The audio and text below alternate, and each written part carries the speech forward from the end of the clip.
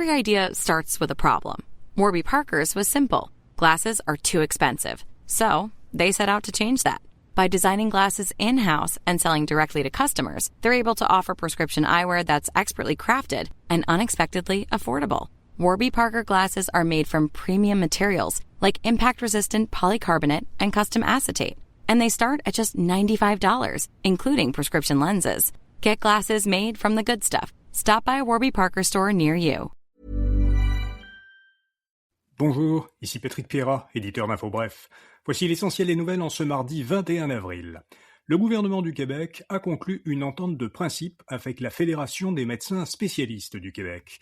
La première ministre, Christine Fréchette, a commenté que l'entente respecte la capacité de payer des Québécois et qu'elle permettra d'améliorer l'accès aux soins pour l'ensemble de la population.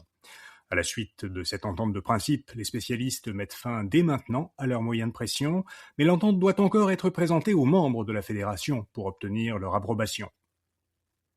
L'armée canadienne a réalisé son meilleur recrutement depuis 30 ans. Durant l'année budgétaire 2025-2026, qui vient de se terminer, elle a recruté 7300 nouveaux membres. Le gouvernement fédéral a indiqué que l'armée avait dépassé son objectif de recrutement pour la deuxième année consécutive et qu'elle avait enregistré le plus grand nombre d'enrôlements depuis 3 décennies. L'an dernier, le salaire des membres de premier échelon a augmenté de 20%. D'autres mesures ont favorisé le recrutement, dont l'assouplissement de normes médicales. L'armée n'exclura plus les candidatures de personnes souffrant de TDAH, d'anxiété, d'asthme ou d'allergie. L'armée canadienne compte actuellement 68 000 membres, elle souhaite en avoir 3 500 de plus en 2029. L'Alberta veut conserver l'heure d'été toute l'année. C'est ce qu'a annoncé hier la première ministre albertaine Danielle Smith. Son gouvernement prévoit de présenter cette semaine un projet de loi en ce sens à l'Assemblée législative de l'Alberta.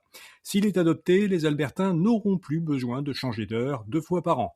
Au Canada, un territoire et une province ont déjà abandonné le changement d'heure, le Yukon depuis 2020 et la Colombie-Britannique depuis cette année. Les États-Unis vont commencer à rembourser les tarifs douaniers annulés. La Cour suprême des États-Unis avait en février annulé les droits de douane dits réciproques que Donald Trump avait imposés l'an dernier à presque tous les pays. L'Agence américaine des douanes a annoncé hier que certaines entreprises américaines peuvent désormais demander le remboursement des sommes qu'elles ont payées pour importer des produits concernés par ces tarifs.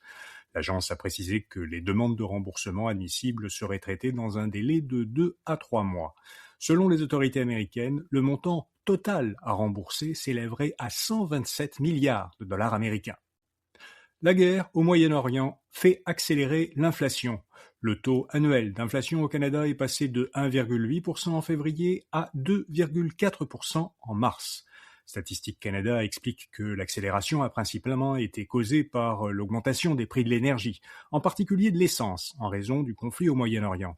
D'ailleurs, en excluant l'impact de la hausse du prix de l'essence, l'inflation a même ralenti.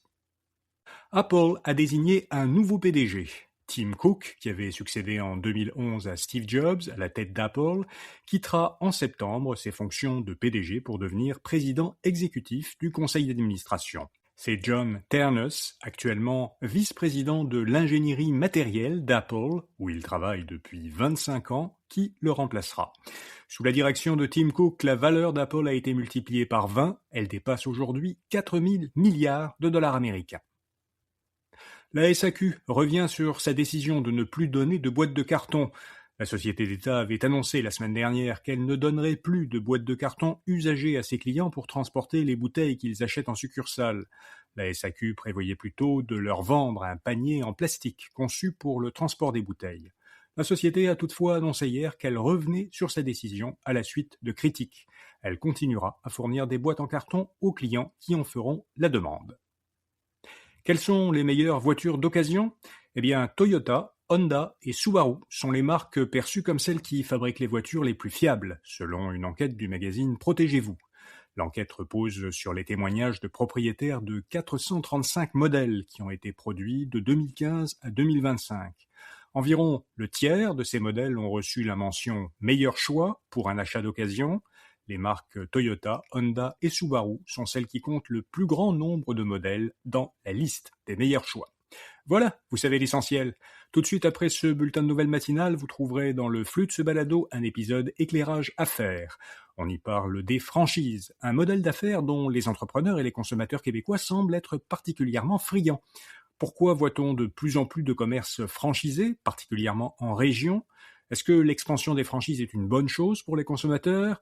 Écoutez ce que notre collaborateur Alexandre Vézina a à dire là-dessus en une dizaine de minutes. Bonne journée et à demain matin. Security program on spreadsheets, new regulations piling up, and audit dread? It's time for Vanta. Vanta automates security and compliance, brings evidence into one place, and cuts audit prep by 82%. Less manual work, clearer visibility, faster deals. Zero chaos. Call it compliance or call it compliance. Get it? Join the 15,000 companies using Vanta to prove trust. Go to vanta.com/calm.